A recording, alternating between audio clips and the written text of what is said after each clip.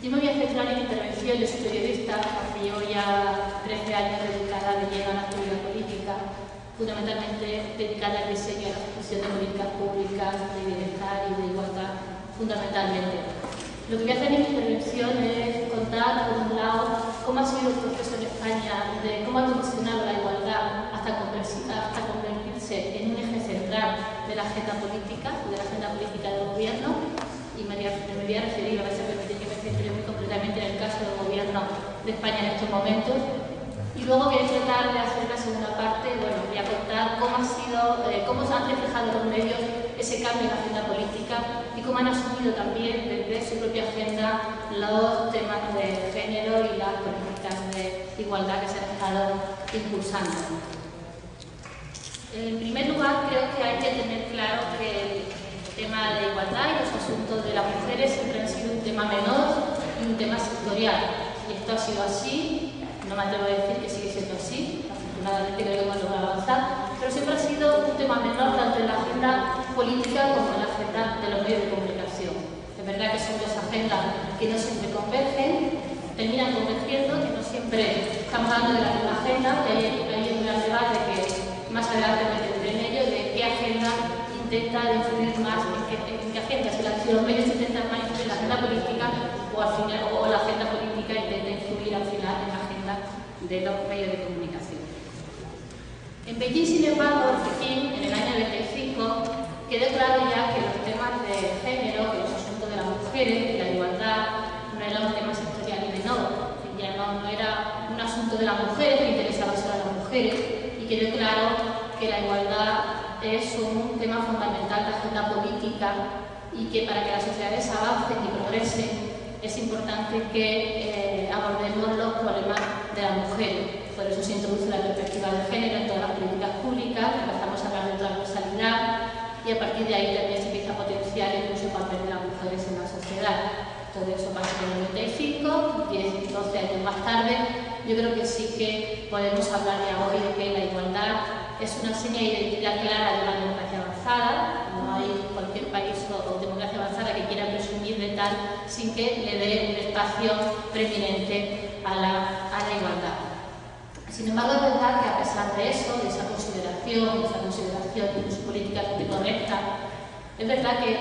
apenas nos hemos quitado la losa de la sectorialización, tanto cuando hablamos de políticas públicas, seguimos hablando, inscribiendo estas políticas a políticas sectoriales. Cuando hablamos de la de comunicación, apenas todavía nos quitamos la losa de las páginas de sociedad, un tema sectorial y menor. Incluso cuando somos noticias, somos protagonistas de la política, de la sociedad, de los medios de comunicación, incluso seguimos siendo excepcionales, es decir, somos notorias y somos noticias en tanto en cuanto somos excepcionales. Somos la única mujer vicepresidenta del gobierno, somos la única mujer que llega al Tribunal Supremo, somos la única, es decir, es verdad que solo en algunos países estamos empezando a salir del discurso de las excepcionales, algo que afortunadamente le debemos a la paridad y el efecto que la paridad y el acceso máximo de las mujeres al poder está consiguiendo. Por tanto, a partir de Beijing, como decía, la igualdad empieza a ser ya introducida como una parte importante de las políticas públicas, entre otras cosas también porque cualquier gobierno y cualquier partido político tiene el convencimiento de que las políticas de igualdad y abordar los temas de las mujeres y hacer políticas de a las mujeres es algo que vende, es decir, la igualdad vende, hemos oído decir a nuestros compañeros políticos muchas veces, ¿no? Y porque se tiene el convencimiento de que hacer políticas para las mujeres y que defender a las mujeres tiene siempre un atractivo y un grado de simpatía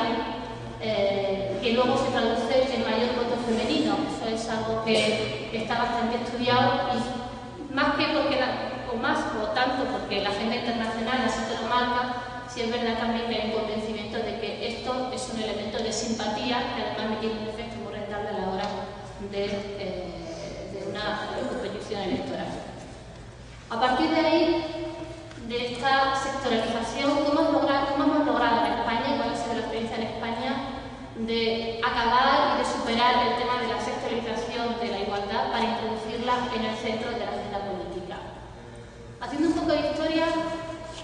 y teniendo en cuenta, y María José lo contaba antes, cómo se introdujo la igualdad en los años 80. En los años 80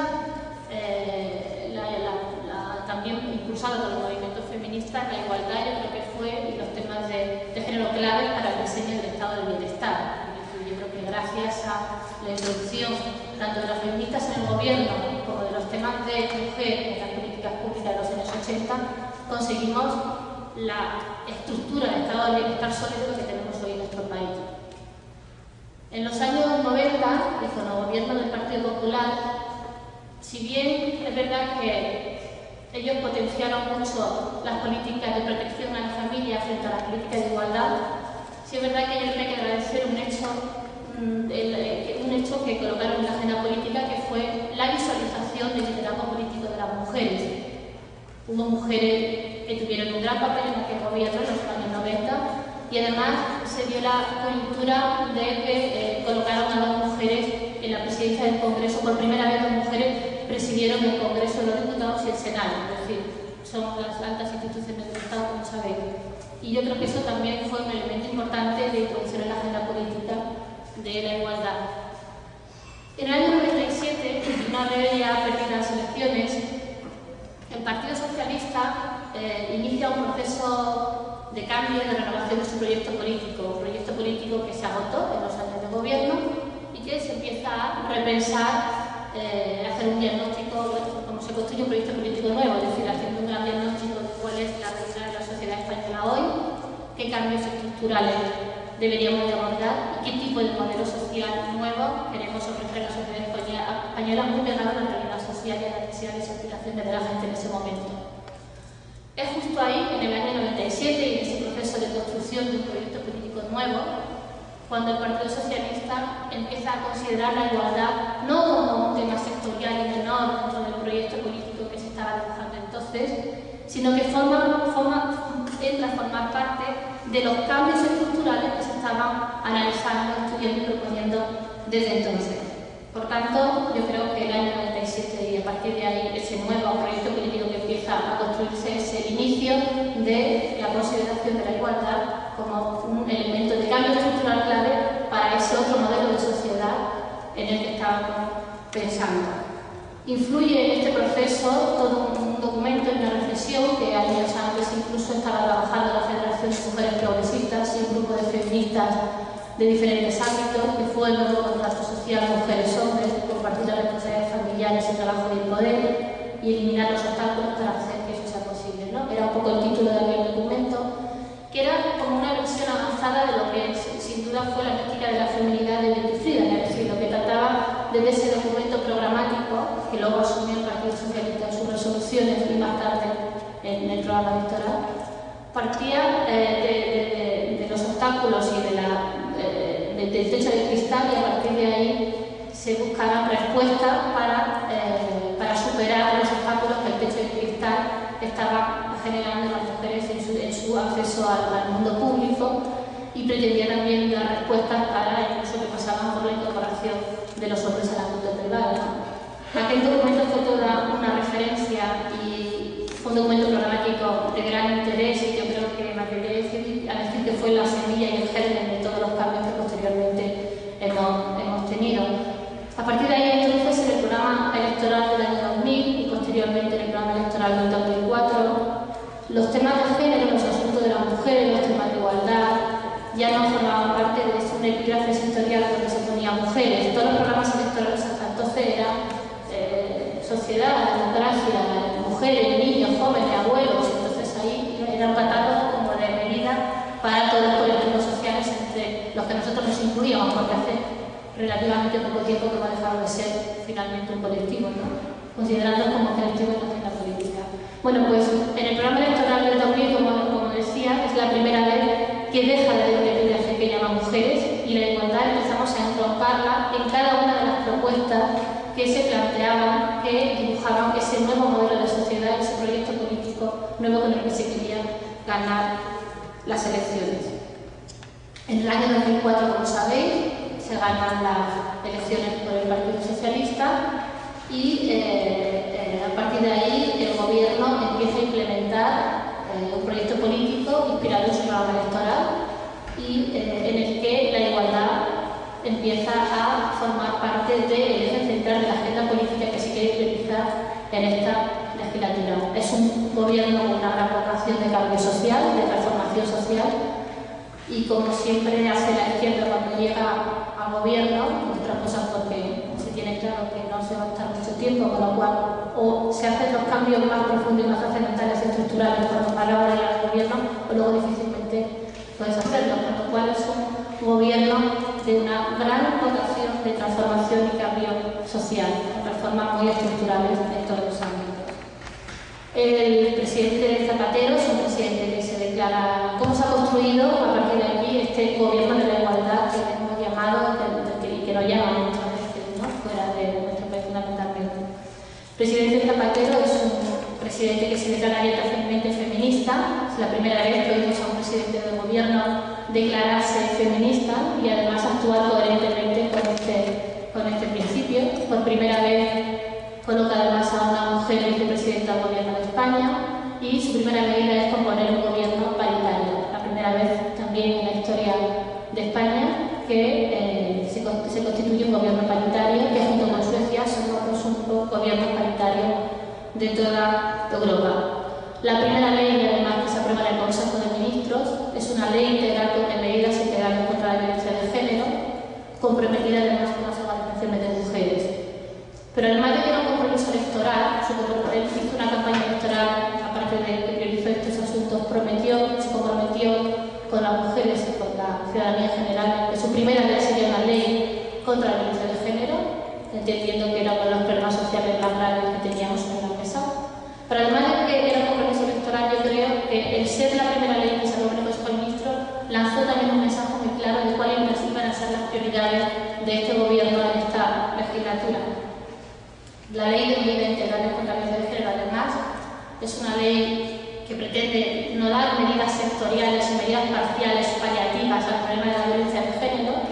sino que es una ley integral que parte de la consideración de que la violencia de género es un problema social y político que hay que darle la consideración de política al Estado y se pretende ir a la raíz del problema erradicando el fenómeno. No solo se lanzan medidas de protección a las mujeres víctimas, sino que se trata de introducir elementos que vayan a la raíz del problema para evitar las conductas que generan al final incluso que los asesinos de las mujeres a manos de sus parejas, ¿no? Es por tanto una ley que contempla medidas en todos los ámbitos, por un lado desde la prevención y la sensibilización, pero también incrementando la protección de las mujeres víctimas con medios policiales, con medidas jurídicas más contundentes y por último también incorpora un amplio paquete de medidas de protección social y de ayudas sociales para que las mujeres víctimas puedan salir de este problema. El objetivo, por tanto, de la ley es erradicar el fenómeno y no solo ofrecer respuestas sectoriales al problema de la violencia.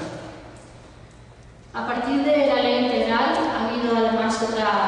otra serie de medidas desarrolladas y remediadas por todos los departamentos ministeriales para avanzar en las políticas públicas de igualdad. El primer 8 de marzo del año después de ganar las elecciones, en el 2005, se aprobó también un paquete de 54 medidas de impulso a la igualdad, en la que se introducían medidas específicas en cada uno de los departamentos ministeriales. Ha habido muchísimas normas que si os interesa más adelante, pues en el tiempo del debate podemos hablar de ello, pero tampoco voy a tener mucho en cuál ha sido todo el desarrollo legislativo del gobierno de Zapatero, pero voy a tener solo en la ley de igualdad, que junto con la ley integral de medidas integrales contra la violencia de género es la ley quizá más potente aprobada por el gobierno de Zapatero en materia de igualdad.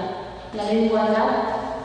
yo creo, y en mi opinión personal, creo que es el instrumento más potente que se ha aprobado en los últimos tiempos para conseguir una igualdad efectiva y real de mujeres y hombres. Es una ley también transversal, integral, que parte de un diagnóstico muy real de cuál es la situación de las mujeres españolas de hoy y a partir de ese diagnóstico dice dónde están los obstáculos, dónde están los problemas, dónde están las discriminaciones, pues a partir de ahí vamos a ver cómo acabamos con ellos. En el tema laboral incluye un paquete de medidas bastante contundente para intentar evitar la discriminación laboral de las españolas de hoy, que es uno de los problemas sociales más graves tanto en España, yo creo que como en todo el resto de Europa y en el resto de países. y sobre todo lanza medidas no solo desde el ámbito de las políticas públicas, sino que también introduce responsabilidad a las instituciones y a las empresas privadas, incluso lanza algún tipo de mensajes para que en la vida privada también se vayan cambiando algún tipo de estructuras que van reduciendo lo que decía ayer de Judith, ¿no? Vas cambiando las normas por aquí, al final la desigualdad te aparece por otro lado. Bueno, pues estos cambios lo que pretenden aquí es hacer cambios estructurales precisamente para evitar que la desigualdad no vaya reapareciendo de nuevo. No voy a detener mucho más en cuál ha sido el desarrollo legislativo del gobierno, porque parecería que estoy haciendo aquí mucha propaganda, pero lo que está claro es que los cambios que se están impulsando en esta nueva etapa son cambios estructurales que como tales tardarán tiempo en madurar. Pero estoy convencida, y es un convencimiento muy personal, de que es la apuesta más decidida nunca dada desde el poder político para conseguir una sociedad igualitaria donde hombres y mujeres podamos tener las mismas oportunidades, las mismas garantías y las mismas oportunidades de emancipación, de éxito, de libertad y de autonomía. La igualdad, por tanto, pasa de ser un tema transversal. No hay duda de que la igualdad es hoy un eje central del proyecto político en el gobierno del presidente Zapatero, y además es un asunto continuamente reiterado por el presidente en su discurso político y por el resto de miembros del gobierno. También teniendo en cuenta y partiendo de la consideración de que las mujeres y que la igualdad es el gran motor de cambio de las sociedades avanzadas. Eso es una gran convicción de este gobierno, tanto del presidente como de la vicepresidenta. Yo creo que es una convicción muy arraigada, que es la que desde arriba está haciendo posible que estos cambios al final sean una realidad. Yo creo que, por daros algunos datos de cuál ha sido la evolución en estos años, yo creo que ya podemos decir, bueno, pues que España ha pasado de un país de amas de casa y mujeres poco instruidas en los años 80, era el retrato de la España que nos encontrábamos después de la transición, a una España hoy que luego nada tiene que ver, luego la de mi generación, con la que vivían nuestras madres y nuestras abuelas, todo en apenas 30 años, ¿no? Pero tenemos ahora un país con un gobierno paritario, con una mujer vicepresidenta, con una mujer presidenta del Tribunal Constitucional, con más del 50% de mujeres en las universidades, con más del 60% de mujeres en la judicatura, con un 36% de mujeres en el Parlamento, y gracias a la ley de paridad, incluso con al menos un 40%, aunque el dato global todavía no lo tenemos porque acaban de hacer las elecciones, pero con al menos un 40% de mujeres en las asambleas autonómicas, parlamentarias y en los ayuntamientos. Es decir, incluso una sociedad que yo creo que ha huido de ser imaginario y una cultura evidentemente patriarcal, y que yo creo que acepta como algo normal incluso los matrimonios homosexuales o otro tipo de familia, ¿no? ¿Cuáles han sido los elementos que, en mi opinión, han influido para que esto haya sido posible y para que la igualdad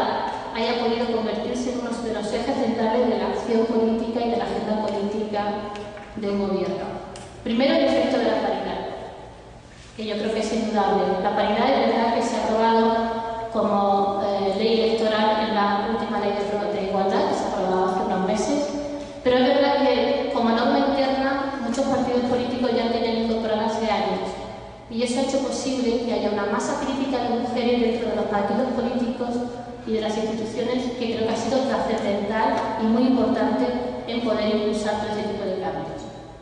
Segundo, y muy importante, un presidente y una vicepresidenta que se consideran feministas, que han sido coherentes con este principio y que han sido consecuentes, impulsando desde arriba y tirando desde arriba todo este tipo de cambios. Tercero, yo creo que un proyecto político centrado en la ampliación y en la consideración de derechos de ciudadanía, y que ha priorizado también la igualdad en la agenda política. Y cuarto, y también muy importante, el empuje del movimiento de mujeres y de las asociaciones de mujeres, y un clima social claramente abierto al cambio, y que también estaba demandando este tipo de normas. Todos estos factores han sido claves para conseguir el avance del que daba cuenta ahora, y en la consideración además de la igualdad como un asunto de primer nivel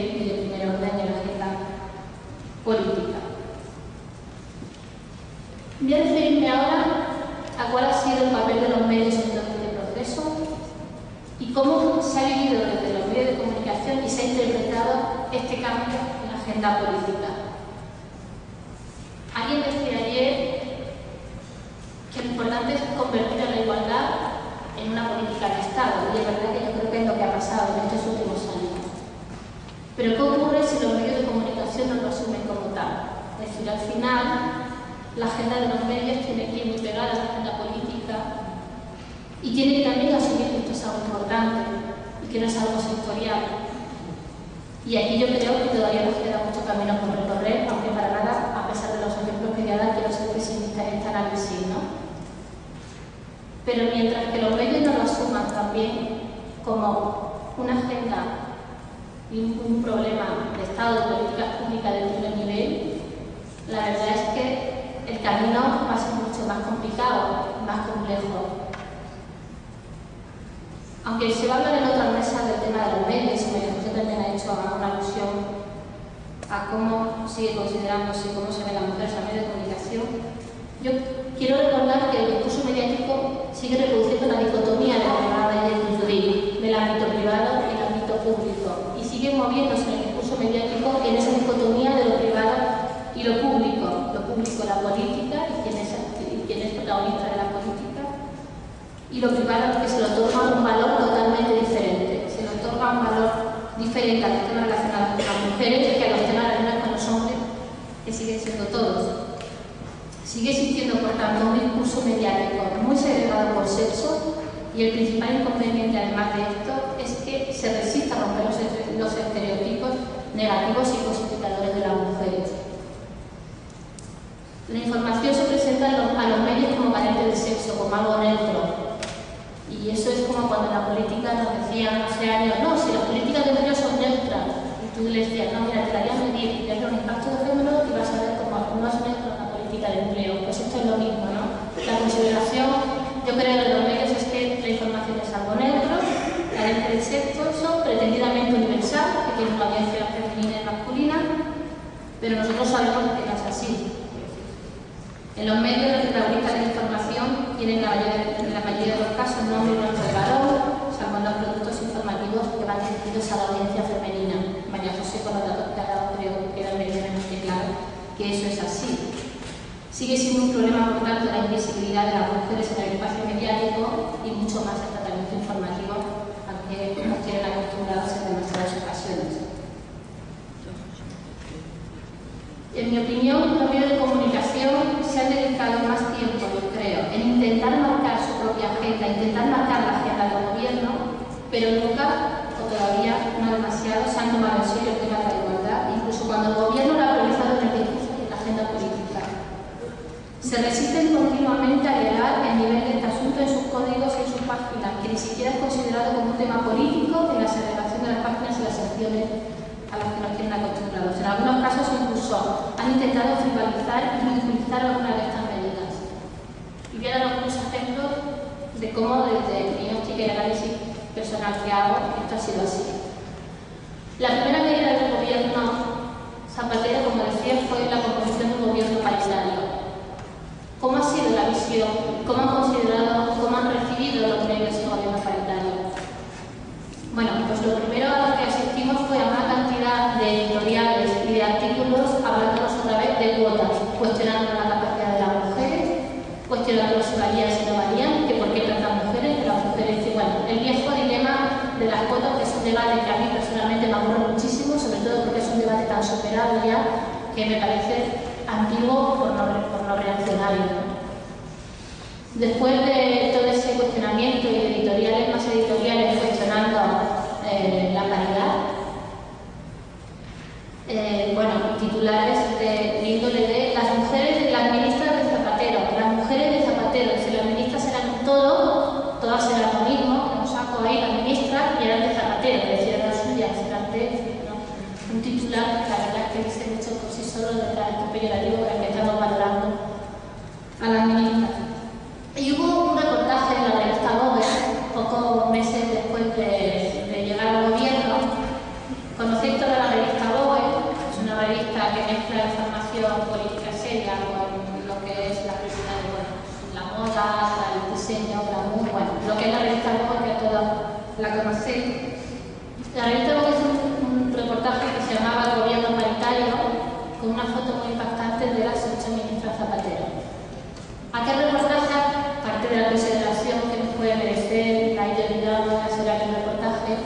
tenía una foto en la que, como siempre ocurre en esa revista, cuando van personajes políticos públicos,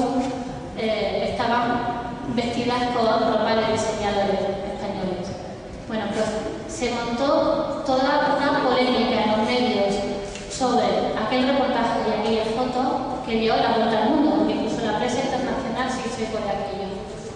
Editoriales tras editoriales frivolizando y ridiculizando aquel reportaje y la ministra de Zapatero. Al final se convirtió, la noticia no era, o sea, yo creo que los medios consiguieron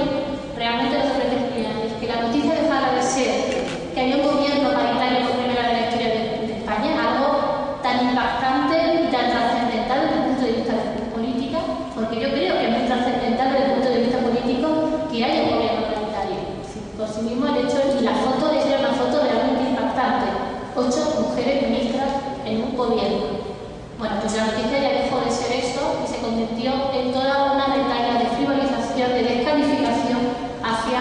la ministra del gobierno Zapatero. Editoriales, foros en las páginas, en las ediciones digitales de los periódicos, bueno. Además de eso, otros elementos que yo creo que, para que hagáis una idea de cómo se recibe un gobierno paritario por los medios. Aparecieron no sé cuántos artículos hablando de la vida privada de la ministra. Medían los hijos, los divorcios, cuántas están divorciadas, cuántas están casadas, cuántos hijos tienen hicieron incluso la suma de cuántos hijos tienen las ministras y cuántos hijos son todos los ministros, es decir, todo un cuestionamiento de qué vida privada hay que llevar para ser ministra, en aquello todas mis compañeras y compañeras seguro que se acuerdan. Y luego vienen los barómetros del CIS, que son los barómetros de opinión pública que hace el Centro de Investigaciones Sociológicas, en la que aparece la valoración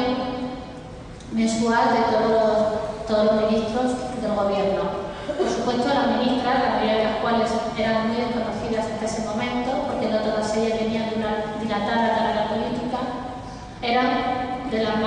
menos valoradas. Pues otra vez, otro cuestionamiento sobre ver estas mujeres, y al final no va a ser tan bueno tener mujeres en la política. Mira, nadie las valora, son las peores. Y otra vez tenemos que asistir a múltiples comentarios sobre la realidad de las mujeres y que por eso eran las ministras las menos valoradas. Pero afortunadamente eso ha ido cambiando en los barómetros posteriores, ¿no? Pero fue también un elemento de crítica considerable. Yo pongo estos ejemplos simplemente para que veáis la hostilidad con la que los medios de comunicación en general reaccionaron ante un hecho tan relevante desde el punto de vista político. Hay también otros ejemplos. Ségolène Royal, nada más decidir ser candidata a la presidencia de la República, uno de los primeros titulares sí que focalizaron en Le Monde, una viñeta era ¿quién se va a ocupar ahora de los niños? Y 20.000 viñetas en Le Monde con el marido detrás con el carro. Es decir, que este tipo de comentarios y reacciones misógenas lo hemos visto en todas las mujeres que están en primer nivel. Imagino que venga Rita después cuando nos hable de la campaña de Michelle Bachelet y cómo lo han vivido en Chile, pues también tendrá algunos ejemplos interesantes que contarnos en este sentido, ¿no? La reacción y la hostilidad con la que se recibe este hecho. En relación a las leyes, tanto las grandes leyes en materia de igualdad que se han aprobado en esta legislatura, tanto la ley de medidas integrales contra la violencia de género como la ley de igualdad han sido leyes que, según el Centro de Investigaciones Sociológicas y según incluso el pulsómetro que hace una emisora, la cadena SER, una emisora de radio muy importante en España, son de las leyes más conocidas por la población española y más valoradas. La ley integral ahora más del 80% de la población y la ley de igualdad del último sondeo del CIE era por ahí parecido, más del 80%. Bueno, pues nos hemos encontrado que dos de las leyes más valoradas por la sociedad española han sido objeto de un cuestionamiento público por parte de los medios de comunicación. Es decir, han sido los medios de comunicación los que han generado y motivado un debate en contra de alguna de las medidas que esta ley incorporaba. Por ejemplo, en el tema de la violencia de género ha habido una gran, los medios propiciaron un gran debate sobre la constitucionalidad o no de una ley. Esto en España es muy usual, y cuando no me gusta la ley digo que es inconstitucional. Bueno, pues en España cada vez que se legisla sobre la igualdad es inconstitucional. Que hacemos una ley integral es inconstitucional. Que hacemos una ley de igualdad, esto es inconstitucional. Cada día que intentamos dar avance de gran trascendencia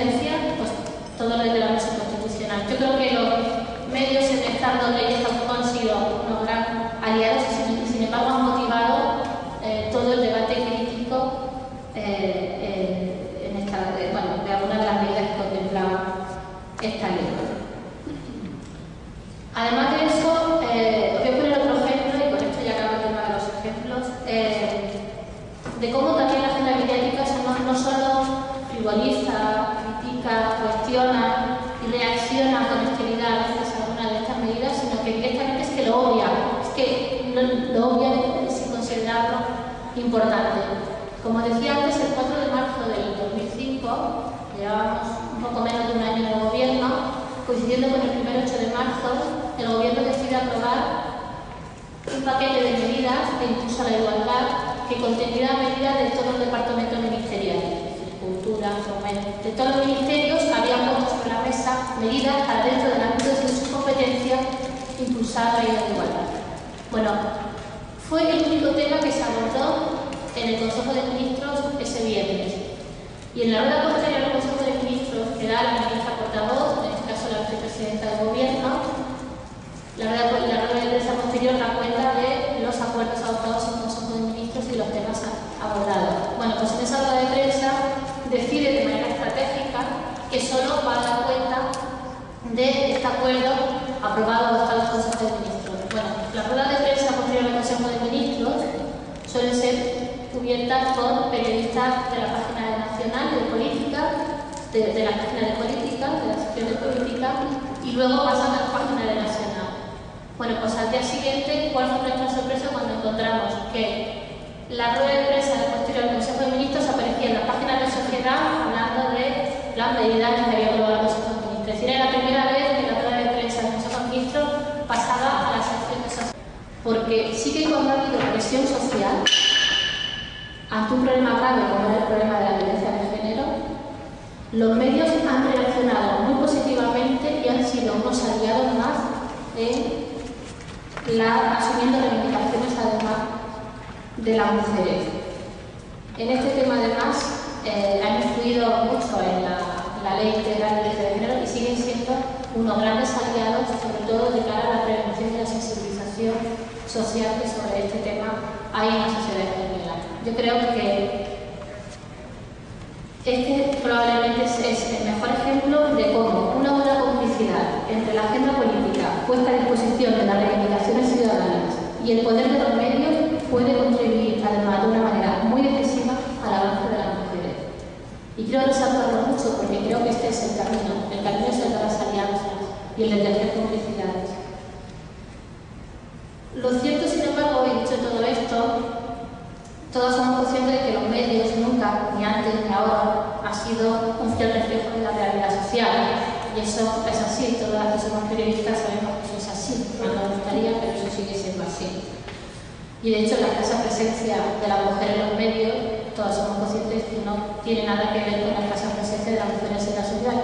que no es escasa ya, ¿no? Se sigue, por tanto, retratando a través de los medios una realidad que no es así desde el punto de vista de la igualdad, y a las mujeres se las sigue juzgando, en mi opinión, con demasiada crudeza cuando son responsabilidades públicas. Lo único a destacar, y me quiero detener solo un minuto, pero sí destacarlo y aportarlo ahí con una perlita más para el debate, lo único que tiene mérito, yo creo que ha sido en este sentido la prensa femenina, que ha sabido dibujar un universo femenino donde la mayoría de las mujeres se reconocen, aunque hay que reconocer que no nos proponen un prototipo y un modelo de mujer autónoma y libre, pero nos proponen un modelo de mujer que combina el patriarcado. Pero recogen, eso sí, todos los temas que preocupan a las mujeres, las relaciones sentimentales, la pareja, los hijos, la alimentación, y han sabido conectarnos, guste o no, con una identidad de género de muchas millones de mujeres. Yo creo que este es un tema que desde el feminismo conviene pararse a él, porque creo que el éxito de este tipo de productos informativos hay que tenerlo en cuenta. Os voy a leer por último la periodista Isabel Menéndez, probablemente muchas de vosotros la conocéis, ha estudiado mucho el tema de la comunicación de género. Ha escrito un libro hace poco que llama El zapato de Cenicienta.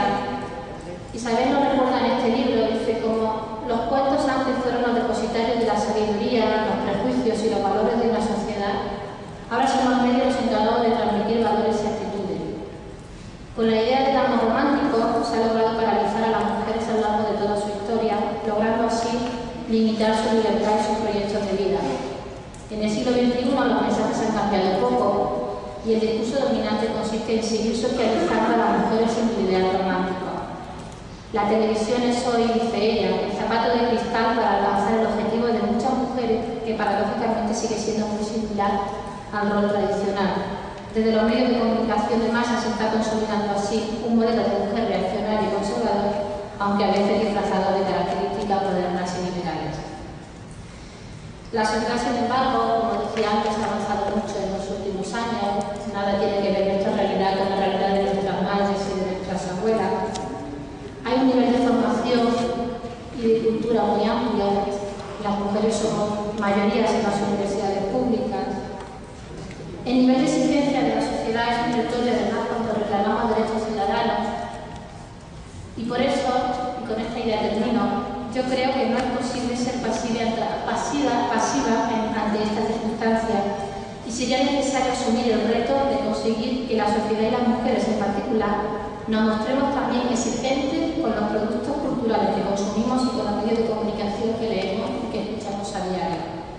Creo que ese es el auténtico reto para intentar influir en la agenda de los medios como lo hacemos en la agenda política ahora y cuando nos proponemos además con bastante trámite de éxito. Y termino, por tanto, con la idea que ella decía, una compañera, creo que fue la compañera peruana, que decía que ella veía la necesidad de fortalecer el posicionamiento crítico de la ciudadanía y de las mujeres en este tema. Y yo creo que por ahí van los tiros, y yo creo que por ahí va la estrategia que tenemos que poner en marcha para conseguir influir en la agenda mediática, tanto como hemos influido en la agenda política. Y hacemos converger la agenda política y la agenda mediática en este interés y en esta consideración de la igualdad como un asunto prioritario para que las sociedades avancen y todos nos sintamos un poquito más a gusto y seamos un poco más felices, con un modelo de convivencia diferente, más avanzado, donde todos podamos compartir mucho mejor la vida, los espacios, o difícilmente vamos a ir siempre encontrando obstáculos y viviendo en esos divorcios permanentes que vivimos entre los ámbitos público y privado. Lo dejo aquí y quedo abierto.